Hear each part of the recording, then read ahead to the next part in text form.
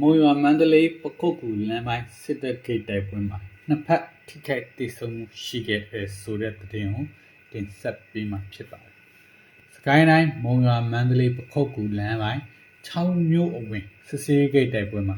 နှစ်ဖက်ထိခိုက်ကြဆုံးမှုတွေရှိတယ်လို့မုံရွာခရိုင်အမှတ်7တရင်တက်ခွဲ3လျှက်စီးတက်ခွဲကဒီနေ့မှထုတ်ပြန်ပါတယ်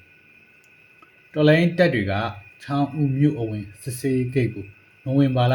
2ရက်နေ့နနက်6နာရီခန့်မှာတိုက်ခိုက်ခဲ့တာဖြစ်ပါတယ်။10မိနစ်ကြာတိုက်ခိုက်မှုမှာစစ်တပ်ဘက်က4ဦးသေဆုံးပြီး5ဦးထိခိုက်ခဲ့တယ်လို့ဒေါ်လာရင်းတပ်ဘက်က2ဦးကြာဆုံးပြီး2ဦးထိခိုက်ခဲ့ပါတယ်။လျှက်စီးတပ်ခွဲရဲ့ထုတ်ပြန်ချက်အရဒဏ်ရာရရဲဘော်တွေကိုစိတ်တနိုင်ရေးအတွက်နဲ့ပြန်လည်စုခွန်နိုင်ရေးစခန်းကိုအောင်မြင်စွာမသိမ်းပိုက်နိုင်ခဲ့ဘူးလို့သိရပါတယ်။တိုက်ခိုက်မှုအပြီးမှာစစ်တပ်ကပြန်လည်တပ်ဆွဲထားသလိုလက်နက်ကြီးတွေနဲ့ရန်တမ်းပစ်ခတ်လို့6ဦးမြို့နယ်တဲကနှလုံးတင်ကျွေးရမှာအမျိုးသမီး2ဦးကအသက်ဆုံးရှုံးခဲ့ရတယ်လို့အဲ့ဒီတပ်ဖွဲ့တာဝန်ရှိသူကပြောပါတယ်။စစ်စင်ရေးကိုတော့မုံရွာခရိုင်အမှတ်7တရင်တပ်ခွဲ3လျှက်စီးတပ်ခွဲ2ဒူ CDSON ဘိုးစက်ကြစစ်ကြောင်း